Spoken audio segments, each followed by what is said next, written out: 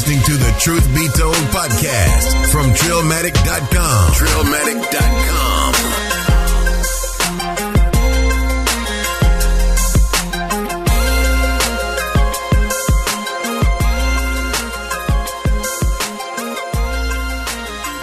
It's your boy UU. We're back again with the Truth Be Told podcast from Trillmatic.com, and I got the boy Riffa with me. What it is, Riffa's in the house.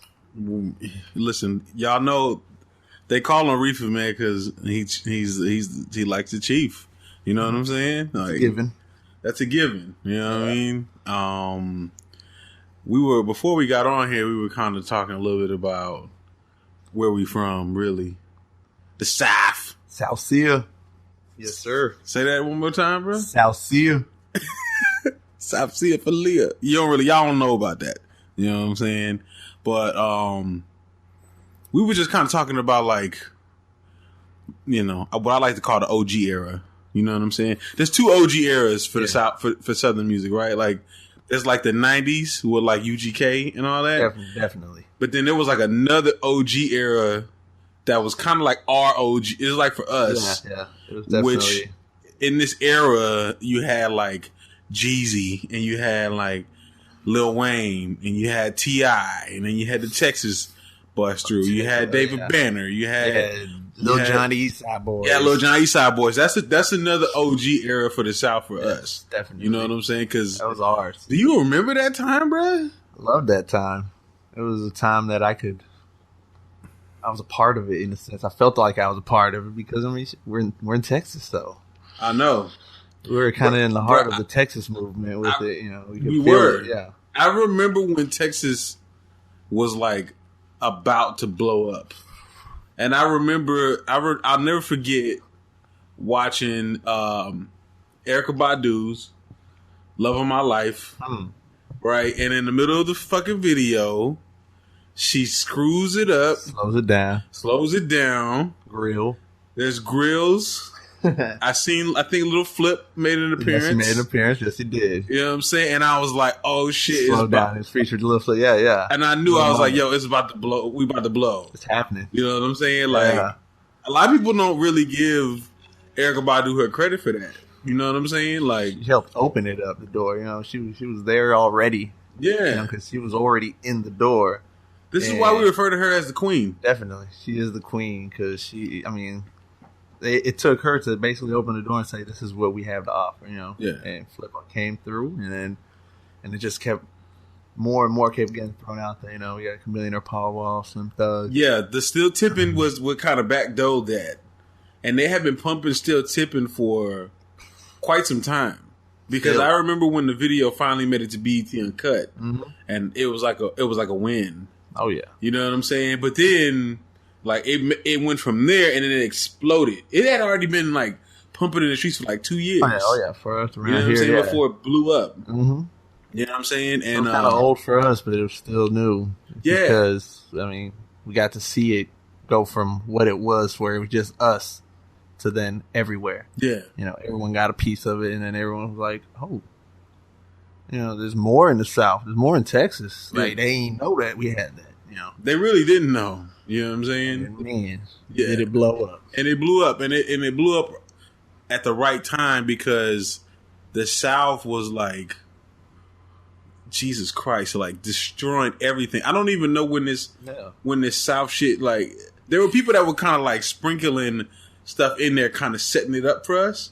You know what I'm saying? Like there was like, you know, like Pastor Troy kind of was, you know, right? He was kind of sprinkling in first. Mm-hmm. You had 3-6 was putting their piece in, definitely. That was my favorite, definitely. Yeah, you had UGK on the underground. Mm-hmm. They were kind of like just, you know, like sprinkles here and there.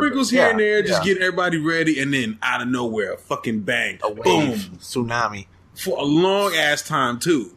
Yeah, like it's still kind of like going. Oh yeah, you know what I'm saying. That's why it's so. That's why you hear the East Coast sounding like the South. The South now, right? Yeah, that's why they're influenced by it. Because they grew up in that era. A lot of them grew up with that era to where they knew that was what was holding it down, and that's what led them.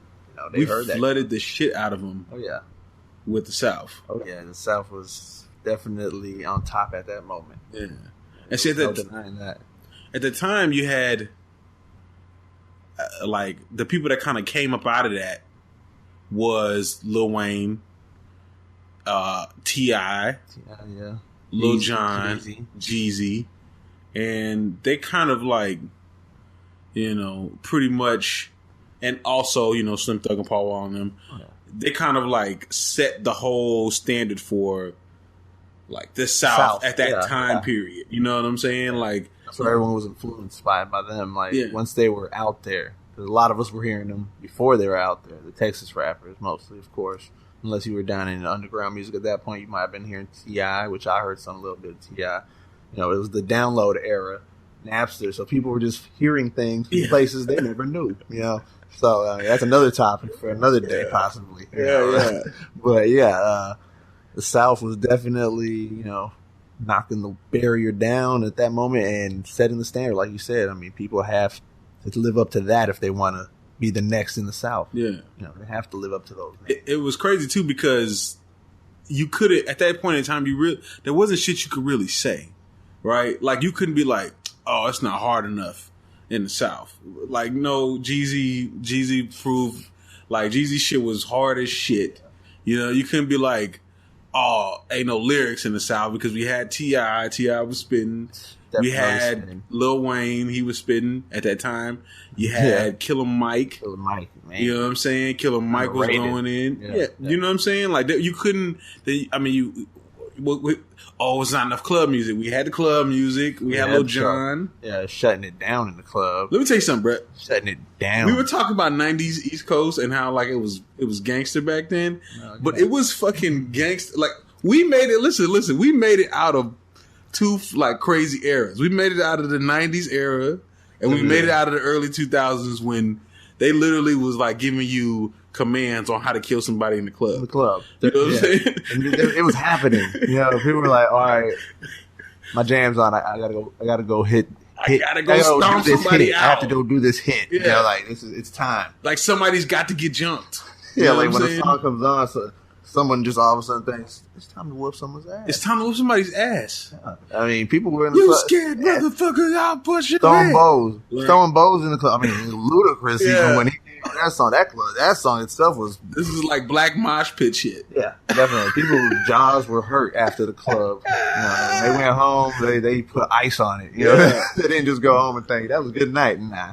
Man, I'll never forget this one time I was on 6th Street, and it was for the Texas Relays. If y'all don't know, the Relays goes down at least once a year, and it's some ratchet ass shit where all the niggas just kind of come and meet in Austin to just do nigga shit. You know what I'm saying? And the Relays was going on. I'll never forget. I went to like a club and left out of there and was like walking down the street, and I just remember hearing like faintly like, "Get on my level, ho! Get on my level, ho!" And I'm just kind of like, I'm drunk, I'm kind of high, so I don't really know. Everything's just kind of like a blur to me. You know what I'm saying? Then I'll kind of walk up to this club where this song was coming out of, and it was a riot going on in this fucking place. Right? It was like chairs being thrown, probably. Bruh. It was like 50 niggas in PV shirts, Prairie View shirts. Yes. And there was like, it was like people was getting jumped, people was getting slung. I seen like a girl flying across the air.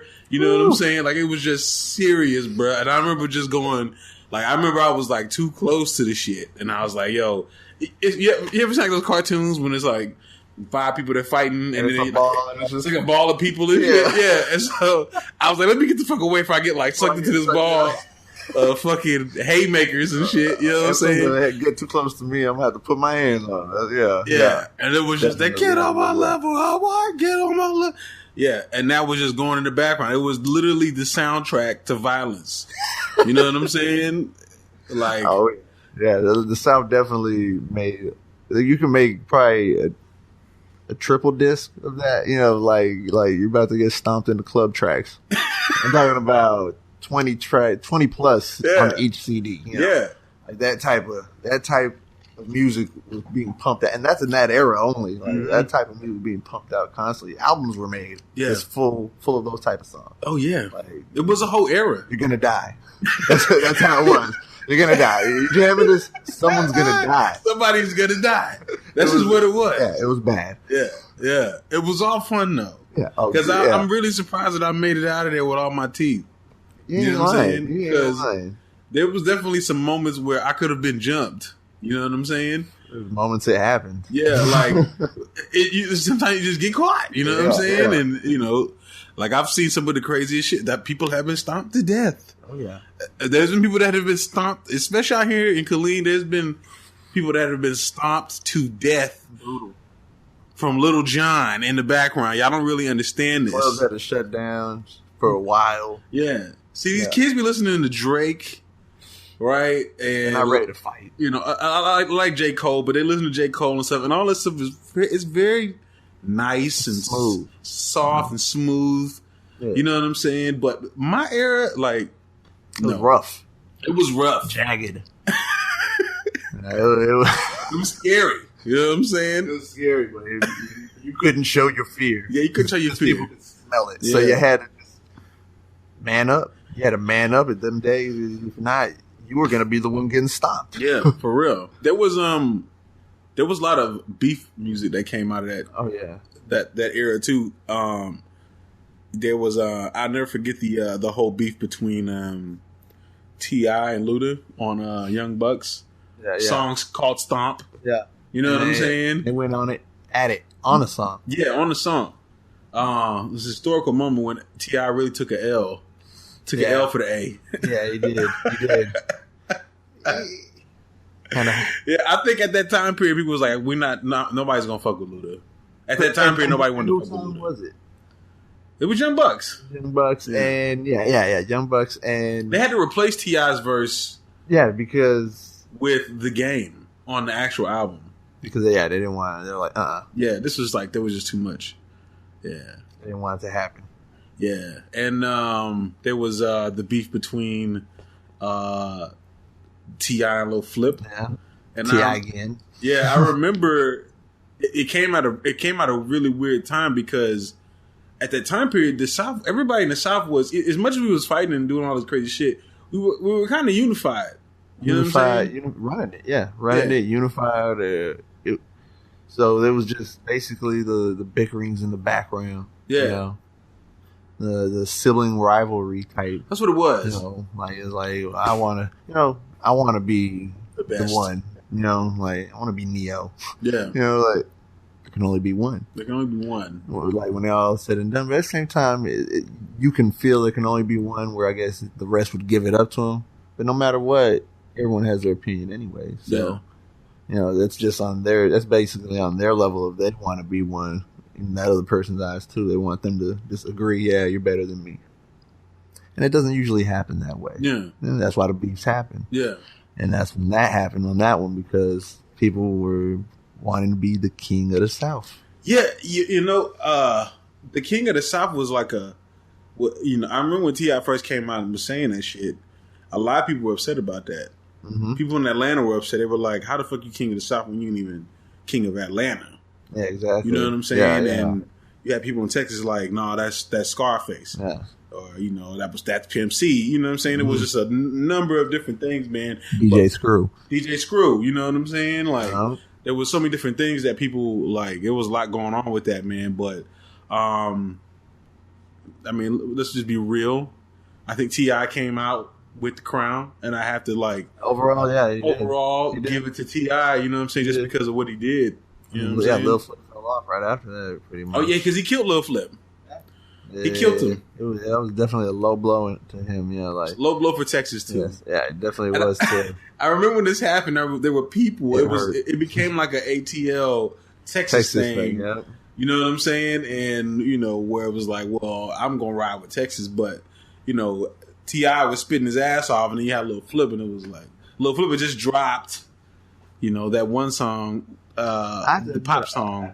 I rode with Flip the whole way. You rode with Flip the whole way? I bought every album. I supported Flip. I wanted him. Yeah. His albums did go hard. His albums that came out after that that L, you know what I'm saying, after he took the loss on that, in a sense, you know, in the public's eye. He did the album Zero. Yeah, he did, yeah. You know what I'm saying? And then after that, he just kind of faded to me. I didn't really... See, about those albums that everyone was like, you might say, he dropped albums? But yeah, he dropped a few albums. But yeah, I bought them and I liked him. I jammed him, you know what I'm saying? When I got him, that's all I was playing for a while. I was supporting Flip. And, you know, I still supported T.I. too. Yeah. But not as much as Flip. Yeah, not as much as Flip because I'm from Texas. Y'all got to know, Riffa is like an OG Texas boy. Like it's Texas or die. You know what I'm saying? With Riffa. I am Texas. Nah. That's bold. I've been in Texas all my life type feel, you know what I'm saying? I mean, that's where I'm born. I was born in Texas, so I'm a Texas boy. Definitely. Man, Riffa's gonna ride or die for Texas. You know what I'm saying? I was not afraid to be like, cause we took an L with T.I. and Lil Flip. We took an L on that. You know what I'm saying? I didn't want to admit it. I knew it. T.I. was he went in. I think he dropped the whole mixtape. Down with the King. Nah, he heard him. Yeah, he heard him. He did. That's the thing. He heard him bad, and then he hit him when he was down even more. So it's like, you're done. And then what really hurt Flip was he got sued by, I think, Nintendo or whoever the hell it was because of the Game Over song. Yeah, the Pac-Man. Yeah. And then he wanted to get out of his label, but he had to pay back his money that the label gave him, which was like $10 million, I think, if I'm not mistaken. Ouch. So he had to work his ass off to pay the $10 million off so he can get back to be independent. You know what I'm saying? If I'm not mistaken, I think that's the story. You know what I'm saying? You can look it up just to find out. Yeah. Don't quote me on this, people. I might be wrong, but I think that's what happened. You know what I'm saying? And then after that, he just kind of faded. You know what I'm saying? Yeah. You know who else faded? And I really wish that he didn't fade. Oh. Chamillionaire. Yeah, you ain't lying. That's one that I'm like, what happened? Yeah. That one I don't know really what happened. The last time I heard Chamillionaire was on Big Crit's mixtape. He was on the song Time Machine. Have you ever heard that song? I don't think I have. Maybe I have. Time Machine is like, listen, when the South kind of fell to the back, okay, and then Big Crit is literally like the epitome of everything about the South. Every aspect you can think of. A little bit of this, a little bit of that. Yeah. Mm-hmm. It's yes, there is a little bit of New Orleans in there. Yes, there's a little bit of Atlanta in there. Yes, there's a little bit of Tennessee and Mississippi and Texas. Yeah. All wrapped into one. You know what I'm saying? When you hear Time Machine, bruh, you got to listen to Time Machine Screwed. Screwed and Chopped Time Machine. Okay? It'll blow your mind. But that was the last time I heard Chamillionaire. And I was like, bruh, this nigga still sounds like he's cold as shit. Oh, yeah. Why the hell is he not? I always thought he was one of the coldest. Honestly, a lot of people did. Like when he can't, just the way he spit, and then he sang, he spit. You know, hell, back in the day, he did the artwork for their mixtapes. Did he? Yeah, that's what I heard. Maybe it was, I'm not sure.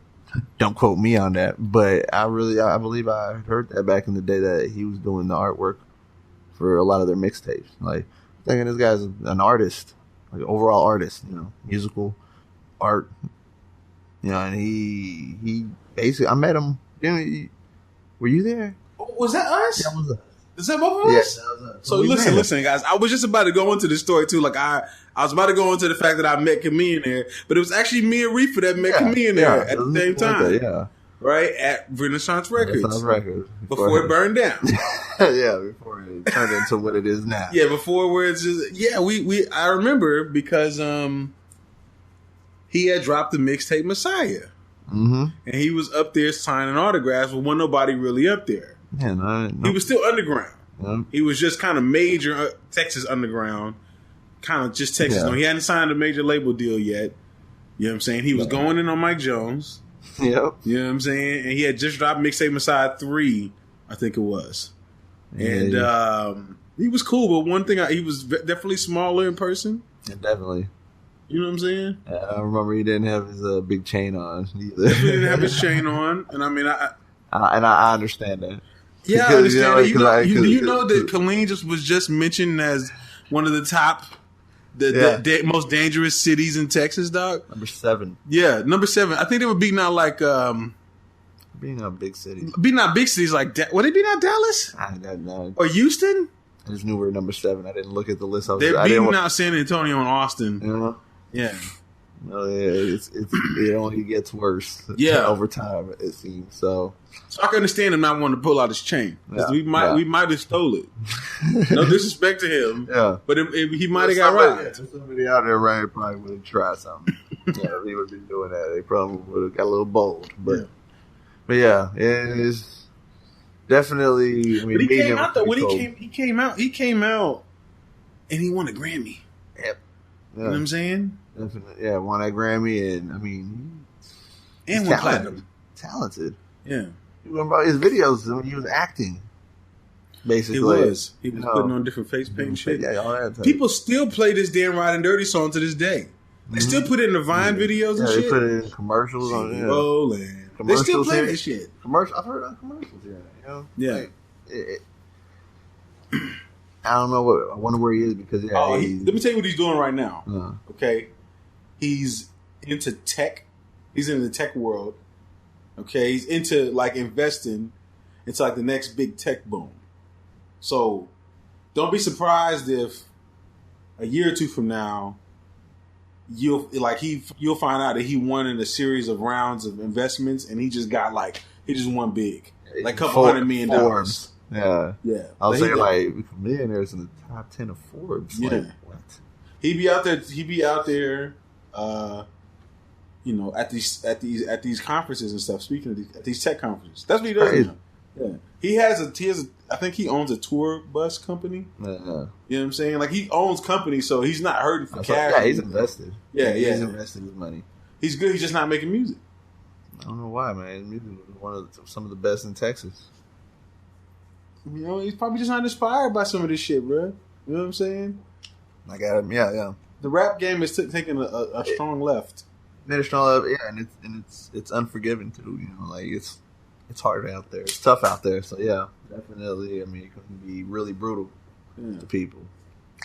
It ain't no joke. So yeah, who knows what happened? But if he made something today, I'd buy it. So what do you think about the Jeezy?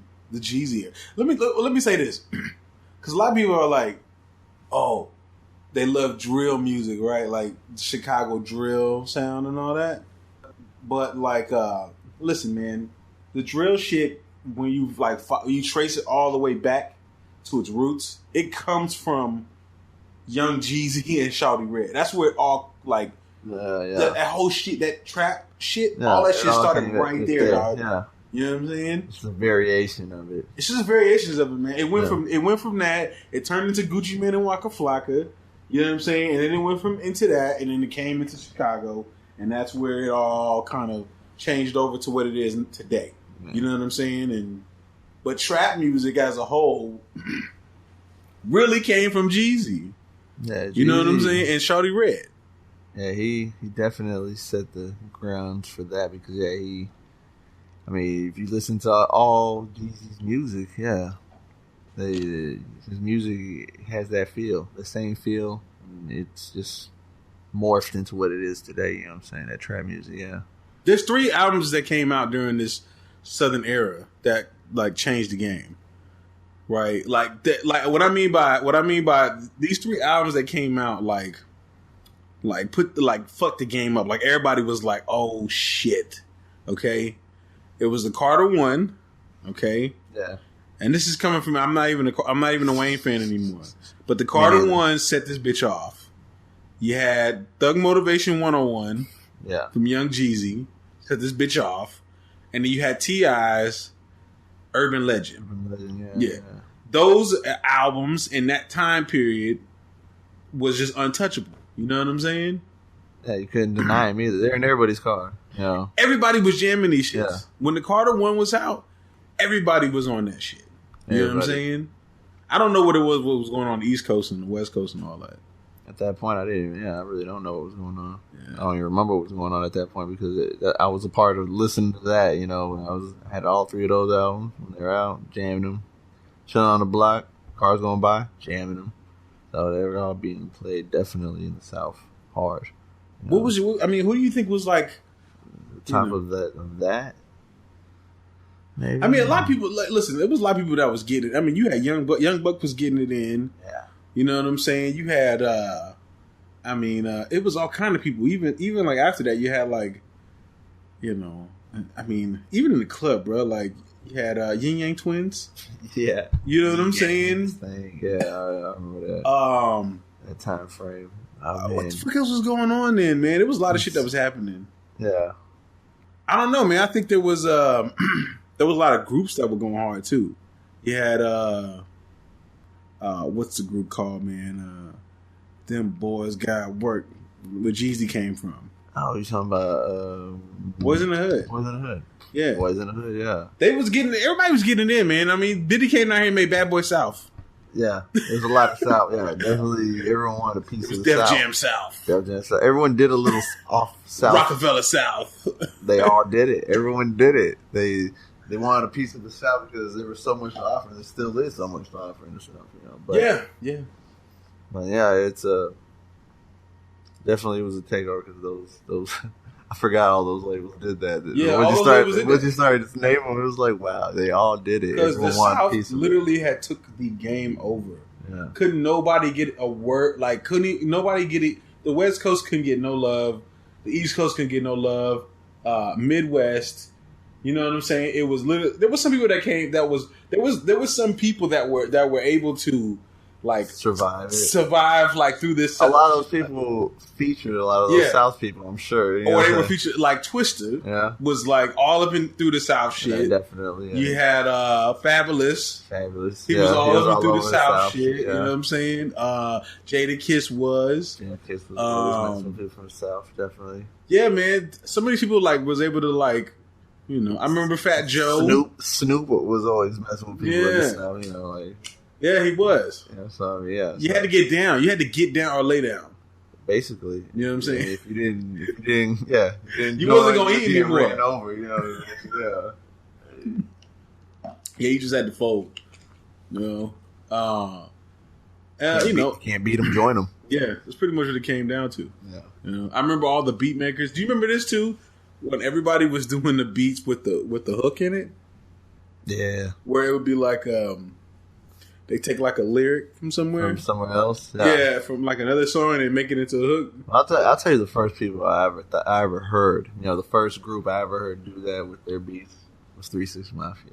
With their original music. 3 6 They always do that sample. That's true. I mean, since back in 94 when they came out, when it was first coming out, they always had some kind of sample. 3 6 doesn't get enough credit, man. Yeah, they were pioneers. They were a lot of shit. Yeah. You know what I'm saying? Pioneers in a lot of things. Yeah, I was on top of that. That was, like I said, definitely with me, with my mom back in the day. It was get that off my radio because she didn't like what they would say in their lyrics. But, but she wasn't literally listening to all the lyrics. She'd hear bits and pieces because she didn't understand the hip hop. You know what I'm saying? The rap. Me, I understood everything. The lingo, everything. So they definitely. They were a force to be reckoned with, 3 6 Mafia in themselves when it came to the South. Because man, they had some fucking hits, some jams. Some classics. The beats themselves, people were buying beats from them because they were producing music that was so great too. Well, like the DTP, we got them guns that go brrrr, that. Yeah, that was fire. 3 6 Mafia. Yeah. So DJ Paul or whoever. DJ Paul and Juicy J. Yeah. They were getting in with the beats. Yeah. They definitely are underrated. I always believed it, and they still are. Rest in peace to Coop and to Lord Infamous. Yeah, they had Crunchy Black too. Crunchy Black was getting in. Gangsta Boo. And they had that little reunion. I was excited when they got back together. Yeah, but Gangsta Boo still be out here though. Oh yeah, she be out of Atlanta a lot. She popped up on somebody's song a couple years ago, and I was like, oh okay, she's still getting it. And they had that reunion, they got back together, and then it kind of all fell apart, and I was disappointed. But, you know why, bro? Because you can't recreate what you had. Classic greatness. Actually did, though. That's what was crazy. Like, their newer albums, I mean, they kept it almost to the exact similar sound that they did when they were making classics. I mean, it was exciting as a fan, like, I was just like, this is it. They finally got back together, put the differences to the side. And because they could have been making albums like that for years. But, I mean, when you got growth, you got problems at times, it doesn't always work out. and that's what happened with them. And but was it Lord Infamous, DJ Paul's half brother? He was like, he wanted to get it back together. And he talked to everybody because he kept in touch with everybody, and he made it happen. And they came out with some great CDs. Which, if you hadn't heard those, I have them. You should check them out. Bro, don't talk to me about what I haven't heard. I got the Headbusters album. Oh, I got that too. With Fiend and DJ Paul and Juicy J. Yes. Okay? That was awesome. But have you heard their new albums? Like I've been listening to their mixtapes. I still download Project Pat. You know what I'm saying? Like whenever he drops some mixtape, he still drops some. Yeah, Project Pat always went hard. Yeah, he still drops some hard shit. He's just not probably dropped the most out of all of them because he was a solo artist and he constantly was just putting out work. I still listen to Juicy J. You know what I'm saying? I listened to his last mixtape he dropped. I still. DJ Paul hasn't really done too much though. He hasn't not lately. But Juicy J, he doesn't keep it. He went with the times in a sense. He did go with the times, but then he always kind of like he always brings something back from memory. He always brings something back in there. It's like, no, that's it. Yeah. That's Juicy like, J. Yeah, ho. Yeah. Muffy, yeah. Oh man, don't get me started. I got a bag that's just dedicated. Every time he does a song with that sample in there, I'm like, yeah, get that shit. That's it. Yeah, I used to love the Mafia tracks back in the day. I look forward to them. I was just watching one of Wiz Khalifa's day-to-days, and Juicy J was on there, talking shit or whatever, and I was like, I was talking to my girl, I was like, God damn, this nigga's been in the game for a long ass fucking time. You know what I'm saying? I mean, he may not be a superstar, but like, motherfucker's still in there and he's still getting it. You know what I'm saying? Still getting it. Yeah.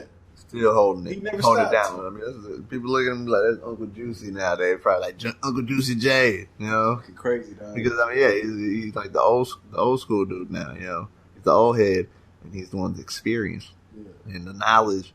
And now these, I'm sure that's why Wiz Khalifa snagged him and brought him over there, because he knew what he had. He was like, hey, I'm blowing up.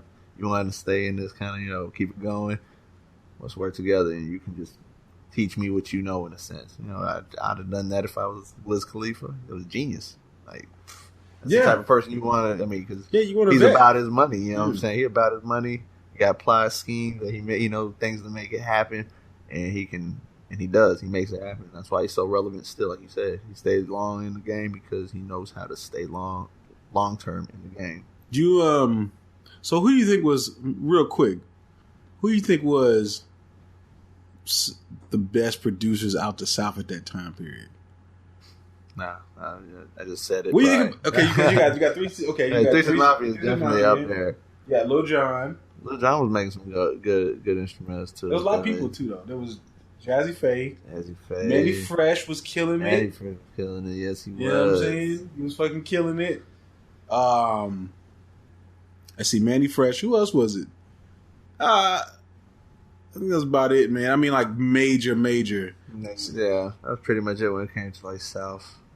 At that time period. At that time, yeah. So I feel like Lil Jon was doing everybody's fucking beats. Yeah, he was doing all. And it was all the same. Yeah. With the synths. Yeah. And then he was like, that was a whole other beat. What? Yeah. You get those samples in there. I remember when what was that song? Young Bloods. You don't give a damn. We don't give a fuck. Yeah, like they're all similar. It was, man. They all had that tone. I mean, and everyone knew that, but everybody still wanted a Lil Jon beat. Yeah. I mean, because it was slightly different. It was a different tone. It was a different instrument doing it. But it was all similar, definitely.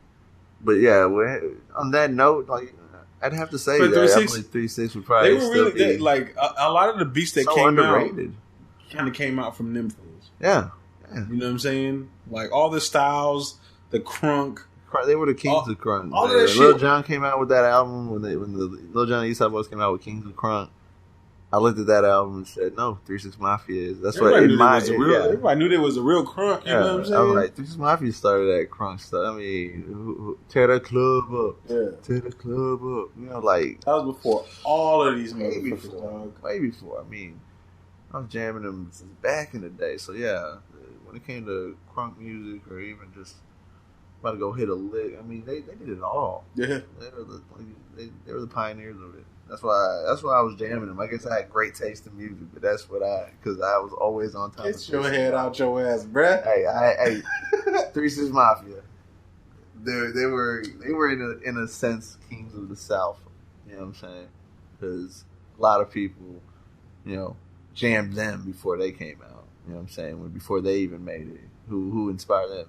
3 6 Mafia is probably in that list. Most likely. More than likely, 3 6 Mafia's in that list. Not always, because not everybody likes them. You'll have people who don't like, just like anybody else. Who the fuck don't like 3 6 Mafia? Just like anybody else. There's gonna be someone out there that's like, I don't like them. Fucking dickhead from probably like. Some of the things that they were devil worshiper because it's 3 6. There's probably some fucking dickhead that lives in like fucking North Dakota or some shit. That's like, I don't like 3 6 Mafia. I don't like their music. Shut the fuck up. Shut your bitch ass up. Nowadays they listen to Tech 9. Which I do, so there ain't nothing wrong with it. I'm just saying, but they hated on 3 6, but now they listen to strange music. What's the difference? Yeah. Well, on that note, man, we got the next interview with the homie that runs Grind Life Films. Have you heard about Grind Life Films? I hadn't heard about him. Man, so he's like, one of the most popular videographers in the Austin area. ATX. Shout out to ATX. You know what I'm saying? And he's also been at work outside of making videos. He's done like mixtapes. He dropped the EP, the Grind Life Films EP.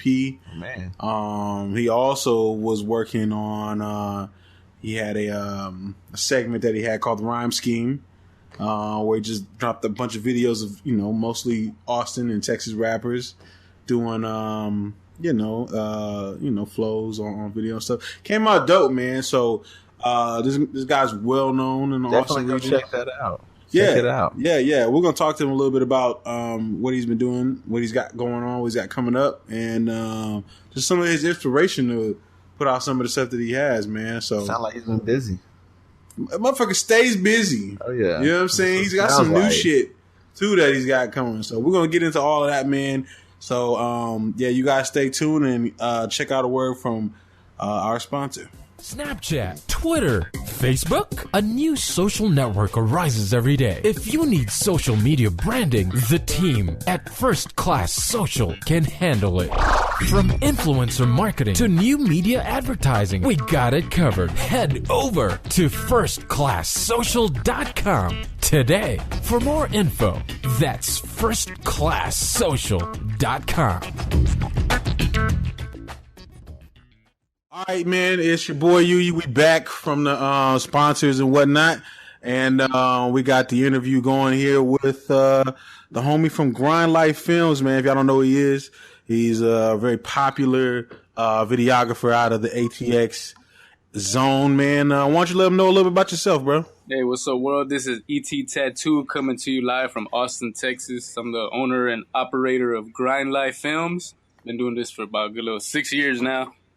I mess with a lot of the up-and-comers up here in Austin. And I shoot a lot of their music videos as far as for, like, homies from LNS Crew, LOEGs, Die Slow, ENT. There's just a lot of friends I mess with. All right, man. That's what's up, man. I mean, out of all those people, man, who's your favorite to work with, man? Don't lie. Man, you know what? It's like, it's always tough. But, honestly, I like getting with my homie Kid Jones because we always... we get together and, we always just trying to mix up something different, you know what I'm saying? Especially because the caliber of what Kid's going to, shout out to Kid too as well. He out there in Atlanta. We just always try to approach everything like as a nice abstract view, you know what I'm saying? When what made you come up with the name Grind Life Films? Well, at the time when I came up with the name, I was tattooing on 6th Street here in Austin for that's where I started videography there. So it came about because I was still, had my foot in the streets every now and then. So it's really based upon street influence. You know what I'm saying? Homies out here still on the grind, hustling. That's why you see a lot of my style is like grungy, grimy. Yeah, definitely. Yeah, no, I like the grunge and the grimy look, man. The videos are good. Yeah, one thing I like about the videos is that it's very grungy, like you say, but there's a kind of an artistic element to it. I don't know if that comes from just being out in Austin, but it definitely has an artistic element. I mean, where does that come from, man? The whole artistic element that I'd say like because me being a tattooer or really artist in general, behind the lens, like I always try to take effort to make a different approach of the video, like try something different what I shot last. So I put effort, to get the next good looking angle or color scheme and whatnot. Yeah.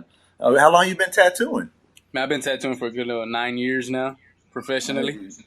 All right, you got a shop you work out of? Currently, I'm still at the current location where I was at. I work out of an office building to keep everything nice and sterile facility. Oh yeah. Man, a funny story, man. Me and my boy Riffa, we both don't have any tattoos. None. We're literally like the last people probably on the planet that don't have tattoos. Man, you know what I'm saying? That's my favorite canvas too, man. Fresh canvas. You know what? I went out to Cali. I was out in Hollywood, and I was on the Hollywood Boulevard, and I walked into a tattoo shop, and I was like, "Yo, I want to get a tattoo on my neck." Right? And he was like, the tattoo artist was like, "Nah, man, I can't do it. It's your first tattoo. I can't do it." And I'm like, "What you talking about?" And he was like, "I can't do it unless you're a rapper or a ball player." You know what I'm saying? I was like, "I rap, fool. Like, look it up, man." But he was like, "Nah, man," he kind of freaking me out a bit, man. So I never, that was my only time. And I was like, you know what, man, it's probably not meant for me to get no tattoos, bro. Yeah, well, there's reasons to why artists are hesitant to put in, like, when you're not heavily tattooed, then they're going to give you the runaround. And, you know what I'm saying? Sometimes it may be late and they don't even want to take that long of a tattoo on.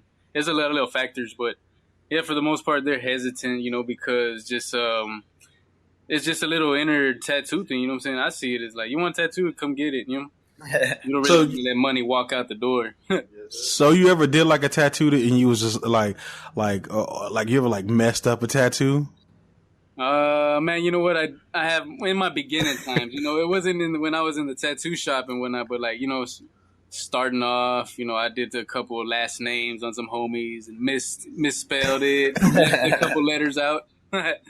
Yo, what do you do? I mean, like, did you notice it? Like when you got to the last letter, you were like, "All right, done." And you looked at it, you was like, "Fuck." Man, it came down to that point where I was already like, "Okay, I'm already checking it out." And then I look back, I'm like, "Fuck, I left the letter out."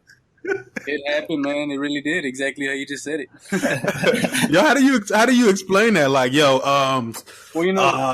like you want to change it? You might want to go to the judge and get your last name changed because, like, I completely fucked this one up. Like, well, it's because he was a good homie, so he was able to overlook it. So yeah. Other than that, now I haven't messed up too much, man. I've had a pretty good little solid career. That's good. Yeah. Now back to the music. What's your like overcast of Austin? Like, how do you see it coming up in these days nowadays? Do you see it like blossoming, or do you see it stuck in a rut? Man, sometimes I like to see it as like I see it kind of stuck because of the gentrification, and I see it as because, like, I know y'all been to Houston, so you see how Houston supports their local rap. You got them playing GT Garza on the radio and whatnot. Oh, yeah. And so, like, over here, you just don't got that. We don't have that outlet no more. We don't have a solid radio station to cater to the locals or anything local. That's how I see it as Austin rap. And now it's just more about independently grinding and hoping to just get heard, and being out here at the venues and making sure that your sound gets heard.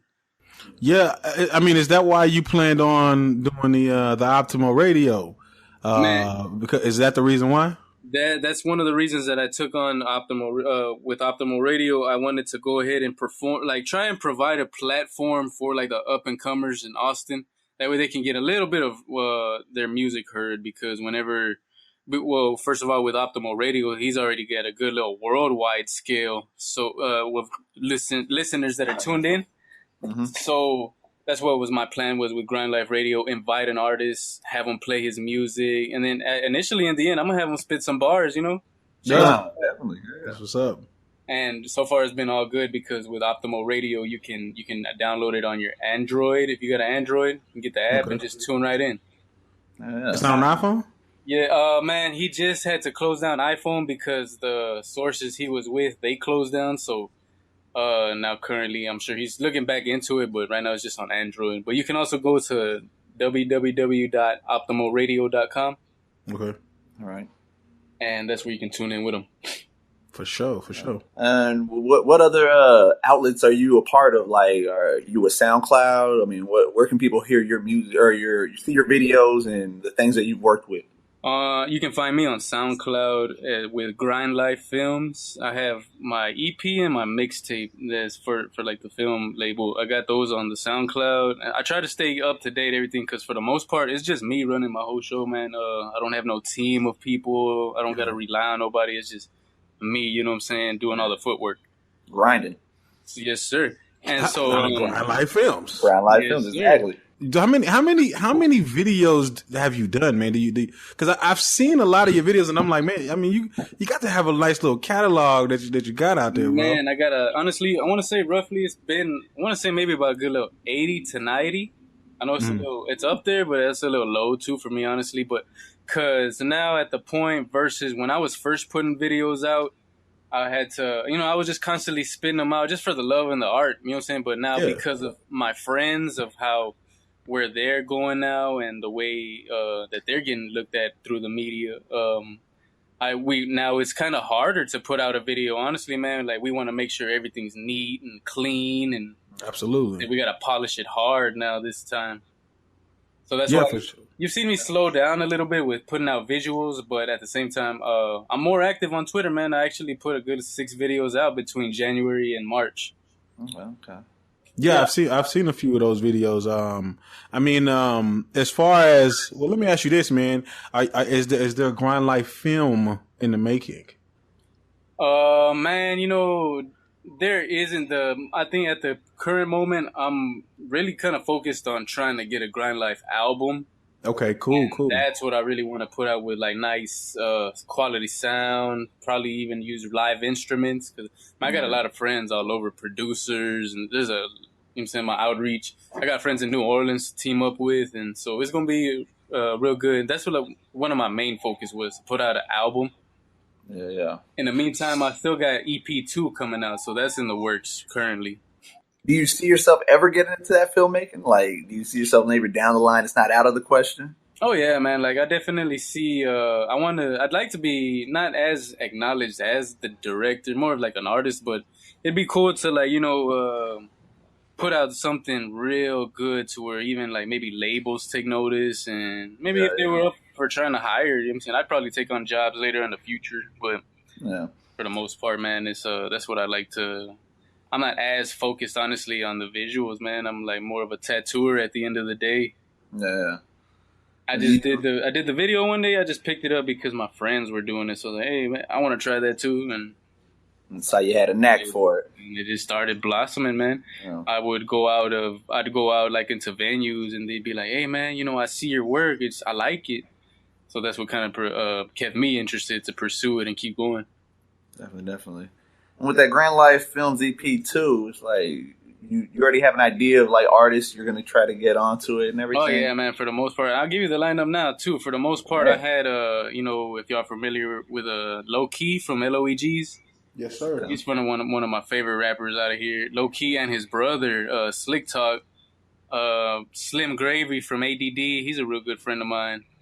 And then I also had, like, I got some potential. I don't know if I want to throw some New Orleans on it next, but, you know what I'm saying? I got friends out there in New Orleans, if y'all are familiar with 0017th. I haven't heard of him, but maybe I'll. Yeah, okay, it's a group. It's a group of homies and all. Like, I'm real mutual, too, with a good friend, Nesby Phipps. I don't know if y'all have heard of him. I have heard of Nesby Phipps. Yeah, me and Nesby, we're good friends, man. That's cool. Yeah, we're mutual, and, like, that's who I'll go chill with sometimes in New Orleans, go hang out and, like, get work done. Like, I've done videos for Nesby, too. Oh yeah, I think I remember seeing one a while back, man. It was a while ago though. It's might have been like 2 years. Yeah, he's got a lot of jazz influence on his music, man, which I would really enjoy. Oh yeah, especially coming from New Orleans, man. That's all you hear. Yeah, yeah, man. I mean, well, I know you said you got like some homies in New Orleans, man. Are there people outside of, I guess, New Orleans and Texas that you rock with? For the most part, still like I still got homie like Lil J out in Florida, and like homie's Kid and Ben out in Atlanta. Okay. And it's just like everybody that I mess with and shot videos, we're actually friends. You know what I'm saying? We're real mutual. Yeah. Like we still talk to each other every day, just about, or every other day. That's what's up. And like this, it's cool to just see everybody on their level from a friend perspective and a fan. Like it's cool. It's gonna be cool to see them get to the level that they need to be. You know. Do you feel that the video game, the video hustle in Austin, is competitive? Honestly, I don't. I think what I see it is it's got saturated. It's like not everybody can. I see a lot of people doing the stuff that I already did 5 years ago. You know, so I see it as getting saturated, and people still just barely learning the ropes. I still see videos with like they don't even do no color correction. Still looks like a lot of the raw clips. Yeah, yeah. So I'm not intimidated and whatnot, because I still got tricks up my sleeve to still, you know what I'm saying? I could still go put out a dope ass video cut up, and but at the same time I'm still like trying to get higher, you know what I'm saying? Trying to do better than the last video. Yeah. Well, being out of Austin, how heavy are you involved with like the South by Southwest? Man, you know, like I'm not as heavily involved because like sometimes it just catches me off guard. Like I'd like to be out there handing out EPs and business cards and whatnot, but it's just already turned in, like Grind Life more has already just almost turned it into like a show now instead of a business. And it's just a little tough. Even like South by, to me, it's already getting a little saturated with mainstream. Yeah, man. It's definitely not like how it was 5 years ago. No. Even 3 or 4 years ago. Because I remember when I was out there, you know, going out there.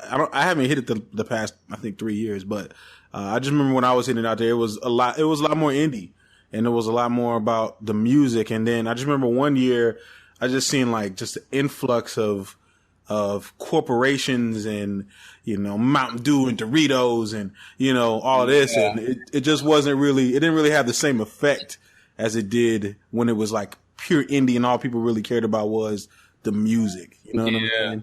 Yeah, and you know, it was cool because like South by had like they weren't announcing the headliners, like it was all secret, like you're just gonna stand in the line, get into the show, and like, oh, what, Snoop Dogg's here? Hell yeah. But now, I think because they announce who's gonna be at the show, that's the cause of the long lines. And I mean, you better go stand out early if you're gonna try and get in, because it's impossible now to really see a good artist. They started making a lot of the good artists too, like badge only. You know what I'm saying? And I remember, yeah, you're right, man. I saw that, man. I was like, man, this is terrible. Yeah, this is horrible. I remember I used to go out and just like I'd, you know, see it may have been unofficial, but it had a lot of official artists on the bill, and I would just sometimes you just pay maybe $10-15 you can get in and you can watch the show. But now it's not like that. Like it's like, oh, you ain't got the badge, you're not getting in at all. You know what I mean? I don't care how much money you got. You know what I mean? Man, I already know, and it sucks to see it. You know, it's already steering that way, but it's still a little outlet. You know what I'm saying, for the independent artists. I see still, you can still got opportunity to grow. Yeah, absolutely. Get out there and do a little something on the side, definitely. Yeah, I mean, so as far as you know, I know we talked about the Grind Life Films EP and the videos, and the radio. I mean, what else do you got lined up, man, in the future?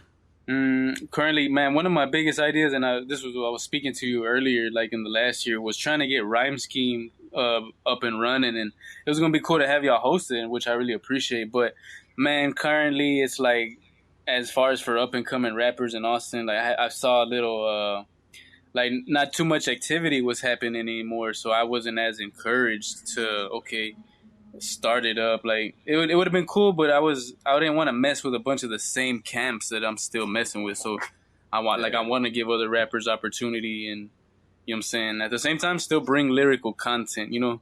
Yeah. No, you know what? Rhyme Scheme was a really dope idea, man, and I like the fact that, you know, because you know Austin is, you know, you got Houston blew up. Dallas kind of like blew up, but then they didn't really hang on, you know what I'm saying, too long with it. And then, you still got like these other cities, man, like Austin and San Antonio, which are like big cities, you know what I'm saying? But they just haven't really broken through, man. And I mean, what do you think it is that's like, I guess, holding Austin or San Antonio back from, you know, achieving that blow up status? You know what I mean? I think as far as for San Antonio, man, like right now, I know Worldwide. He's my good homie too. Shout out to Worldwide out there in San Antonio. I think it's just more of sometimes there's a little bit of unity, and like I don't see like I think in Austin as well, it's just like the fact that we don't have a radio station to provide a little bit of that outlet, you know, and playing like local music. I mean, what happened with the radio station, man? Because there was one out there, and then there wasn't anymore. What happened? Yeah, you know, it's just turned into like a robot now that's just playing music all day. But there's a lot of radio stations that are doing that, man. Because the one out here in Killeen was doing the same exact thing, bro. I remember I remember talking to the program director, but I hear him on the radio talking, and I'm like, oh, this is pre-recorded. You know what I'm saying? Like, what is it about? You know what I mean? He'll pre-record the whole day and then go kick it. You know what I'm saying? Oh yeah, I already know how that goes. Is that what happened with the Austin station too? Man, yeah, pretty much. And so it's like, you know, I think just even radio stations, like major, not major, but like, you know, big radio hosts and all, like people you would hear daily ended up losing their job and whatnot. Mm-hmm. I'm not sure exactly what it was that made them give up the radio station, but it kind of sucks because even back in the day they had the radio station where like at nighttime you could call in and wreck. I remember that. But you know, you don't have nothing like that no more. I think I see it as real tough for hip hop to break through. My thoughts on it, because it's maybe just there's a lot of gentrification, man. It holds it back. So you think that it's like, you know, not to talk bad about any race, but you think that they're trying to like, you know, like whiten Austin? You know what I'm saying? That's it. And that's the way. That's what I was trying to lean away from that, man. But yeah, I know that's not the way to say it. You know what I'm saying? But you know, I mean, I know you're saying like gentrify, you know, but what I mean by that is because, you know, when you talk about like large populations of like white people, you know what I'm saying? Yeah. Like hip hop is just not like your main focus. No, sir. You know that's why you saw Willie Nelson blow up and Gary Clark blew up, but then the type of music that he's doing towards, you know, where's it going at the end of the day? You know what I'm saying? And so that's why I mean, it is. Oh, go ahead. No, I was going to ask you, man. So how do you feel about because, you know, Austin is becoming like, you know, like the next Silicon Valley almost. You know what I'm saying? Like, how does that work into, you know, I guess the hip hop side, and not even just hip hop, but music in general, with people trying to step up the technology and the music? Have you seen any changes happen in the music scene because of it? As far as, man, the changes that I saw is more of like, venues don't want to mess with as much of the up and comers, like, because they kind of, it sucks because they kind of just, it's a shallow, so they kind of maybe judge off appearance. And that's why you don't see too much of like still unheard artists and dope venues. And I think it just kind of, it took toll, and it's only going to just keep on going more higher. I see it just a little hard for hip hop to break through. Mm-hmm. But right now, because I see the Chronicle and all, they're kind of focused on Kid, honestly, man. Kids are just almost there, you know, it's almost about to happen. Mm-hmm. And I think Kid's going to be the one to make that breakthrough, you know? Yeah. He's been grinding for a minute, man. You know what I'm saying? Him and all the whole LNS crew, they've been all grinding for a long time. Oh, yeah, man. They've been at it for a while. And I caught them right at you know what I'm saying, to make that friendship where they were still on the grind to where they're still doing it. But now everyone's now at that different level. But they're at a high level, man. And it's like, I'm real glad to be able to call them friends and homies, you know? Yeah, that got to be awesome. Who do you think are the top artists in the Austin area right now? Right now, man, you know, honestly, my homie Certified, man, he's got a good eye on him right now. He's getting ready to push through. That's another homie that I see being able Certified is dope, man. Yeah. Shout out to Certified, wherever you at, man. Certified, though, and then the Die Slow homies. I'm sorry, LOEGs. They're all doing their thing. My homie S. Dot just dropped a tape with Eric Dingus, TSO.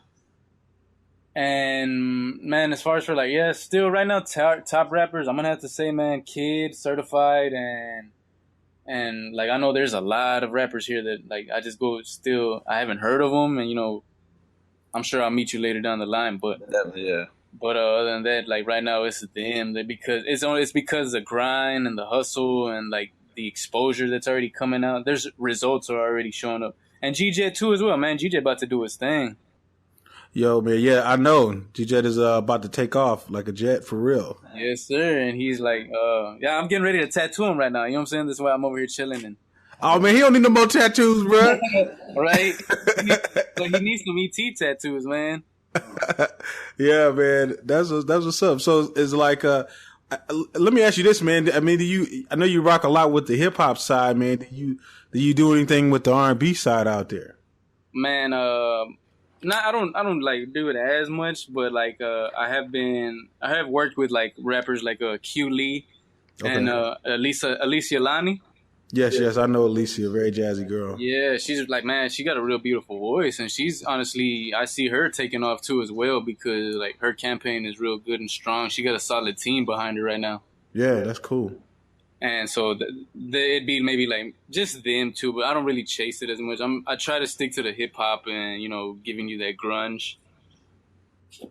Yeah, that's dope, man. I mean, now that we talked about hip hop and R&B, do you have you ever worked with anybody outside of, I guess, like the urban sound where you mess with any rock or, folk or anything like that? Or are any of those people hitting you up? Man, honestly, like I'm saying, over the time, like the videography for me just died a little because of the saturation of videographers, you know what I'm saying? Homies have their homies already picking up on it, and which is cool. I kind of saw this coming, but I still see an opportunity as like, okay, you haven't done this yet, but let me, you know what I'm saying? I'm going to raise the bar, Yeah.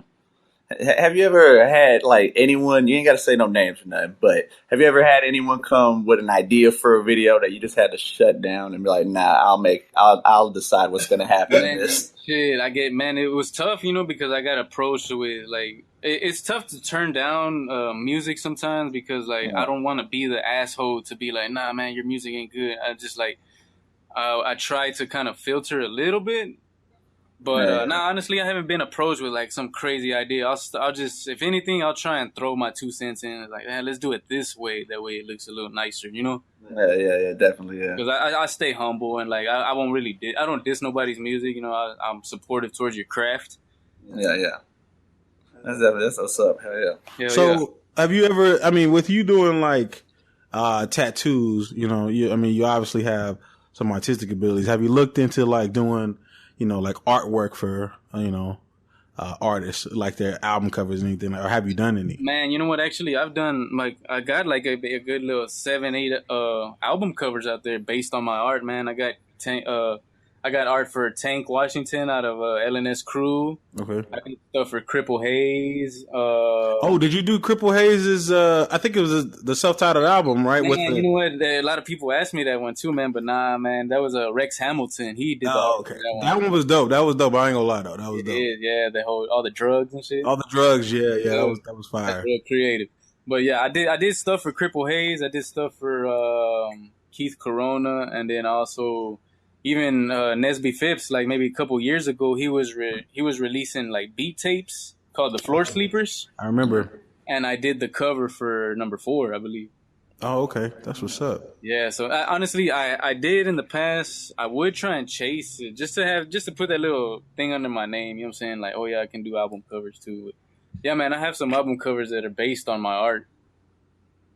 Okay, and speaking of, I'll be on the topic of the album covers. I mean, what were you going with with the Grind Life Films EP cover with the chick and the gun? You know what I'm saying? What's the story behind that? Or like, what were you, I guess, trying to convey? To me, I always know is like, sex is always going to sell. So even just that quick little image of a girl, it being a gun, you know what I'm saying, just wanted to pertain back to the street life or just that little hint of street life. And that's what just the main idea was it of, you know what I'm saying, represent the grungy street life, but then, you know what I'm saying, you see a girl in her underwear and definitely gonna catch your attention. Sex sells, so it was a quick little eye catcher. Yeah, man. It definitely caught my eye. I ain't gonna lie. Yeah, I was like, listen to this. You know what I'm saying? Right. But what was like what was your favorite video that you worked on, man? My favorite one that I made was one I made for the LOEGs. It was called Parental Discretion.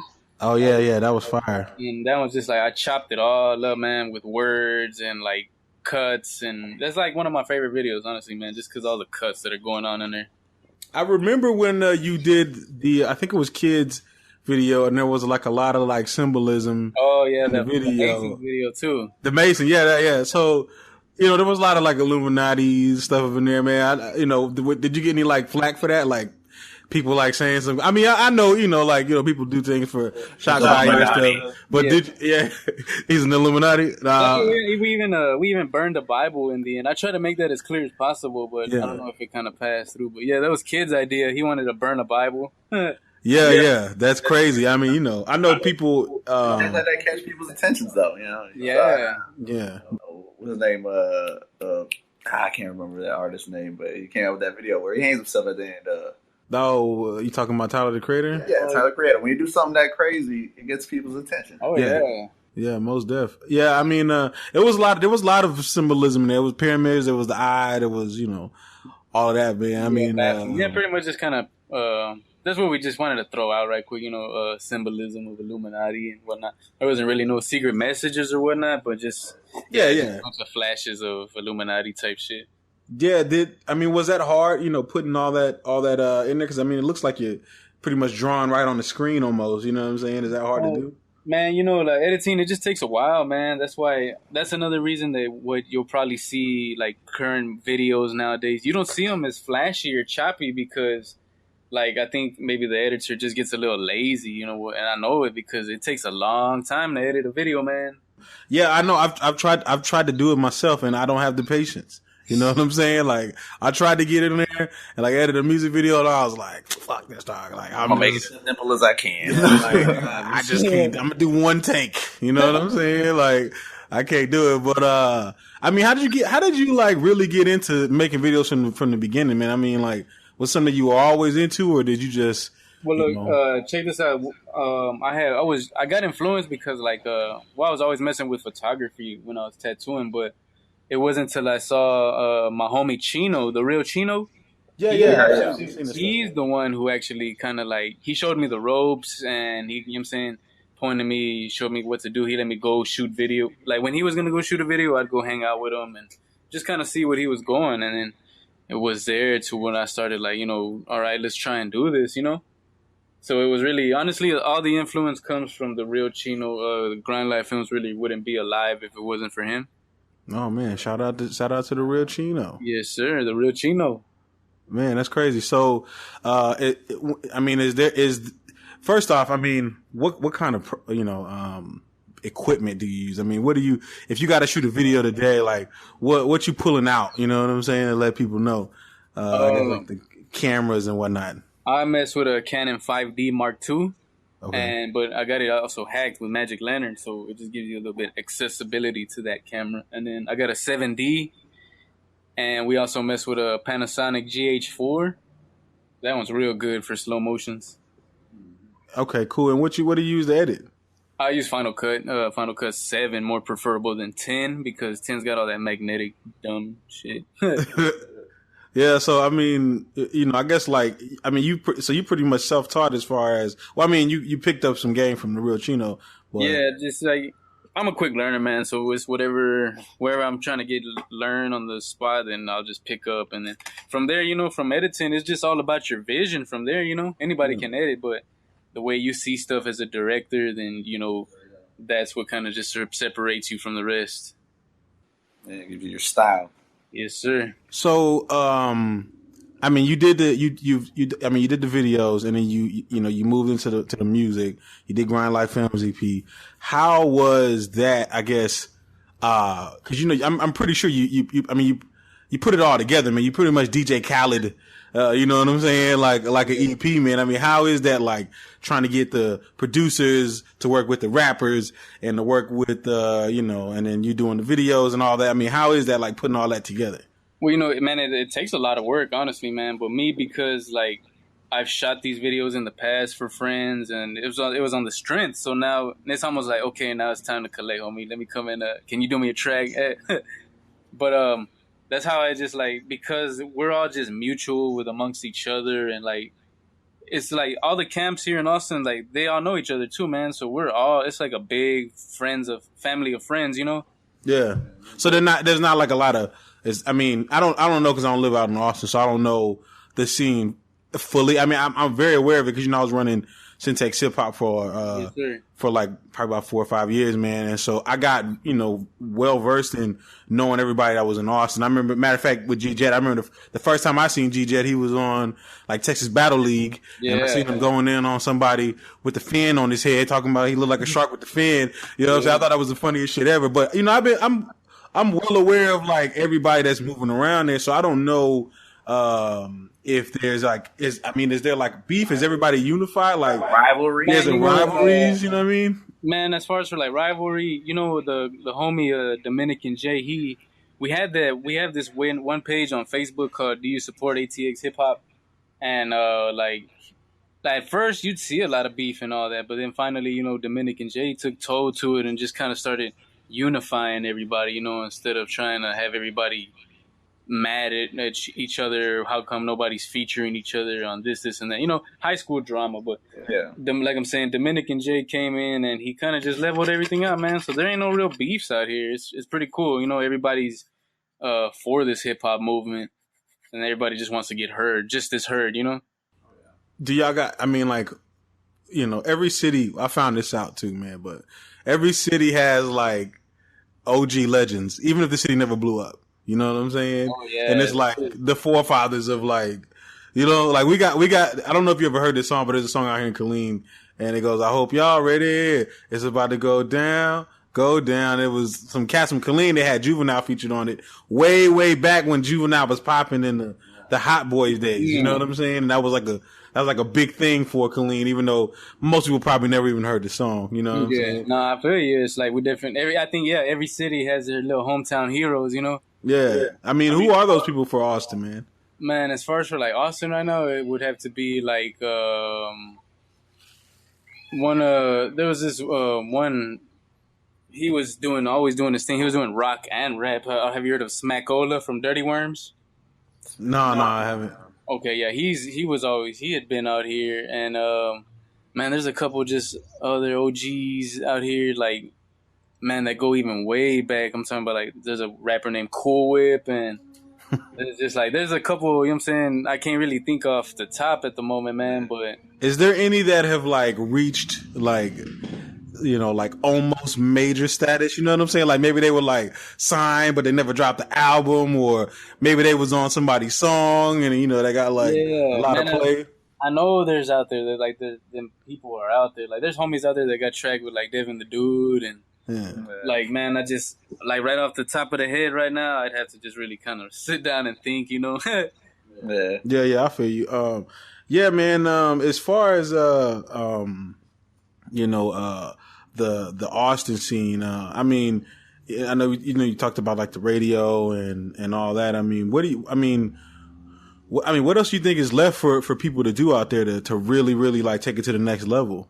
I think from my perspective and my advice, because you know what I'm saying, I've traveled, I've had these conversations with like big dogs and big homies, and like me, I think you got to get out the city. You need to hit up all the other stuff that's outside of your city, and definitely travel. It's always cool to travel and see the world, and just try to hit up other venues in other states. That's how I see it. You know what I'm saying? Because I've had these conversations with like big time rappers, and that's a vibe I just got off them, and information too. And like, you just really do got to travel, and you got to just if you want to get your name out there, you got to hit other cities. You gotta spread your name. Yes, sir. Yeah. I mean, have you been on like any tours or anything like that? Man, I got invited, man. It's just like always, it had always been timing for me. Like when LOEGs would go on tour, when they went on tour with Dead Prez. Oh yeah, I remember talking to him about that. Yeah, I had that opportunity, but I kind of missed out just because timing for me. And maybe it's possible if like I probably try and catch some little tours with G Jet here on the Smokers Club, but because I work with G a lot, you know what I'm saying? Oh yeah, that'll be live, man. With videos and all, but it's just timing. But I haven't gone on no real major tour yet. Do you see a lot of I guess with Austin and everything that's going on in Austin? Do you see a lot of people coming in and like posing? You know what I'm saying? Maybe they're from like I don't know, man, like San Marcos or something. You know what I'm saying? But they acting like that. Do you see a lot of that happening, man? Like people just kind of coming in and trying to still like the Austin's swag to get on or whatever? Nah, it's just because like Austin is almost it's dope. It's just like a big old weird sound. Like you don't like. It's almost like it's still trying to distinguish itself. Yeah. I don't really see no posers or whatnot, or nobody just trying to come in and steal the scene, man. I mean, it happens, man. People will move into a city just to kind of, get on, man. But they'll, really like claim the city and, you know what I mean? And it's just like, who are you? You know what I'm saying? Like, and they'll talk a lot of mess, like they run the city and everything. And it's like, bro, you from like Chicago? What are you doing? You know what I mean? And, Nah, man, you don't really see too much of that. It's like Austin's a pretty good, big ass, unified city. Yeah. And so you born and raised out of Austin? Honestly, I'm not, man. I'm from West Texas, Pecos, little small town, man. Yeah. Is that close to Odessa? Yes, sir. Yeah, I got homies out there in Odessa, man. Yeah, hell yeah. Yeah, and that's got to be like a big change, man. Going, being out there and then coming to Austin.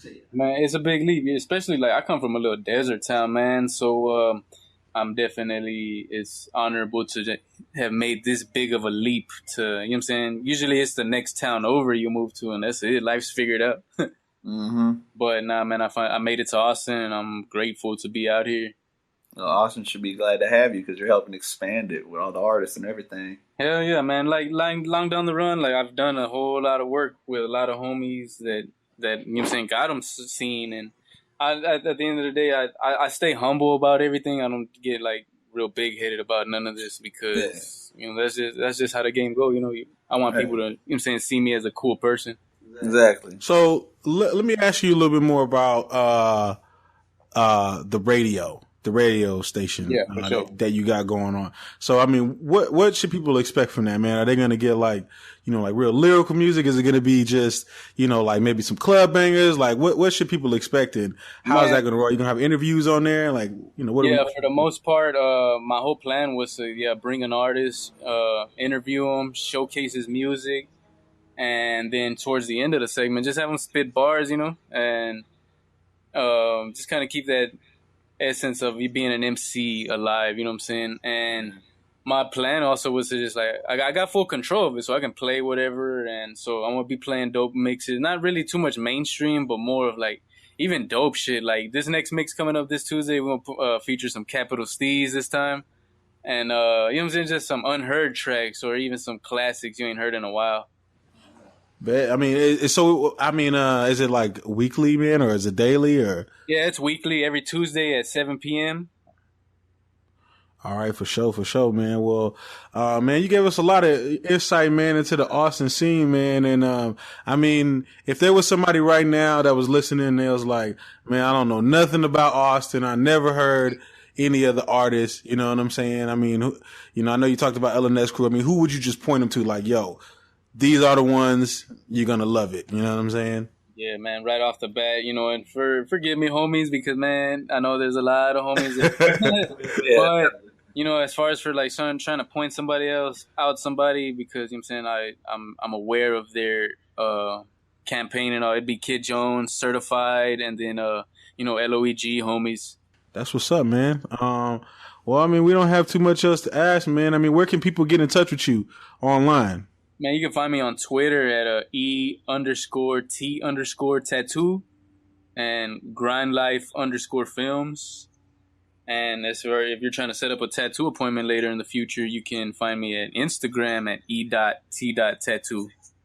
Bet. We're gonna get some Trillmatic.com tattoos pretty soon, but we're gonna need the coupon deals. Oh, yeah, I got y'all, man. Just come. Let me know, man. We got the blank slates. I'll take care of y'all, man. Yeah, that's what's up, man. All right, well, everybody, that was your boy E.T. Tattoo from Grind Life Films. We appreciate you coming through, bro. I appreciate the time, man. Like, it's really it's an honor to be able to do this for y'all, man. Yeah, no problem. So get the radio. It's Grind Life Radio, right? Am I right? Yes. Grind Life Radio every Tuesday. Via Optimo Radio app on Android. All right, and OptimoRadio.com? Yes, sir. All right, man. So y'all check that out. We should be on the lookout for that Grind Life Films EP Volume 2, too. Yes, sir. EP 2. I'm gonna drop the cover here soon, but right now my focus is Grind Life Radio and partial EP, you know what I'm saying? But I got the tracks lined up. Already, man. All right, y'all. We'll holler at y'all next week. Peace. Appreciate it. Thanks for listening to the Truth Be Told podcast. Be sure to subscribe and log on to Trillmatic.com for the latest in underground music, film, fashion, and more.